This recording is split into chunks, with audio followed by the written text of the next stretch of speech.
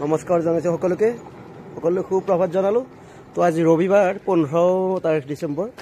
তো আমি স্কুলৰ পৰা পবিতৰা ৰাষ্ট্ৰীয় উদ্যানলৈ যাম।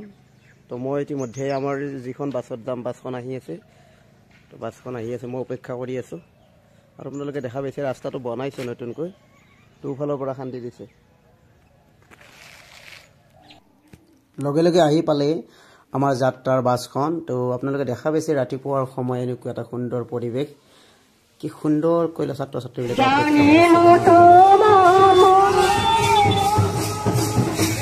আৰু এয়া আমাৰ যাত্ৰাৰ বাছ। এটা হাই দিয়া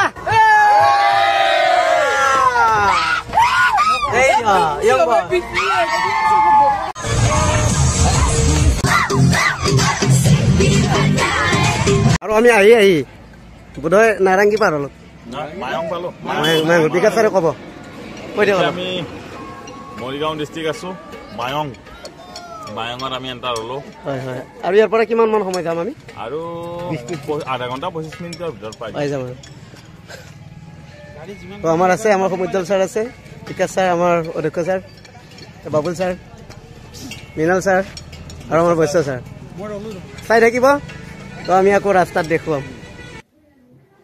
10 মিনিট সময় আহি আমি আমাৰ গন্তব্যস্থলী পাই গ'লোঁ। আৰু ছাত্ৰ ছাত্ৰীসকলক এনেদৰে বাছৰ পৰা নুমাই আমি তেওঁলোকক ব্ৰেকফাষ্ট কৰালোঁ।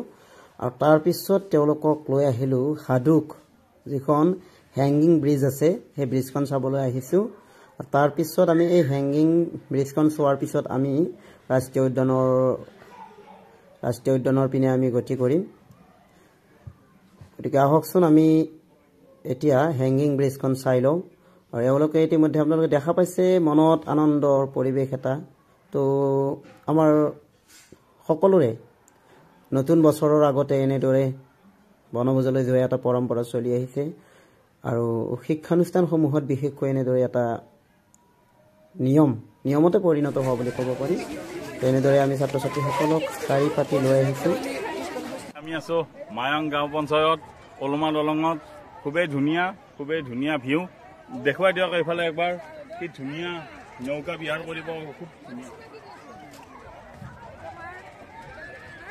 হেল্ল' হাই।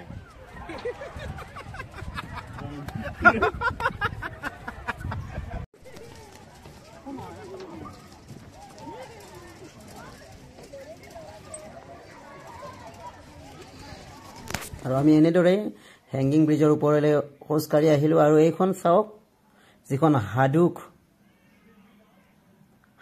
ওলমা দলং, এইখনে হয়। সুন্দৰ পৰিৱেশ। আৰু ইয়াত এটা নিয়ম আছে, 1.5 টন 1.5 টন তাৰমানে এই কেপাচিটি আছে ইয়াত। আৰু ছাত্ৰ ছাত্ৰীসকলক 10-15 গৰাকীকৈ যাব দিলে। আৰু ইয়াত আপোনালোকে নৌকা বিহাৰ কৰিব বিচাৰিলে যাব পাৰে। আৰু এতিয়া আমি আহিলোঁ এইখন, আমি গড় দেখা পাওঁ নেকি, ছাত্ৰ ছাত্ৰীসকলক লৈ আহিলোঁ। আৰু এনেদৰে আমি গড় চোৱাত ব্যস্ত। কিন্তু গড় চাব পাওঁ নে নাপাওঁ আমাৰ সেইটো আশাত চেঁচা পানী যেন হ'ল। কিন্তু বহুত দূৰত, মোৰ কেমেৰাত হয়তো আহেনে নে নাজানো, বহুত দূৰত দেখা পাইছোঁ গড়ৰ নিচিনা কেইটামান প্ৰাণী। তো আহি আছে, আপোনালোক জুম কৰি দেখিছোঁ, কিন্তু সেই গড় নহয়, বনৰীয়া মহ।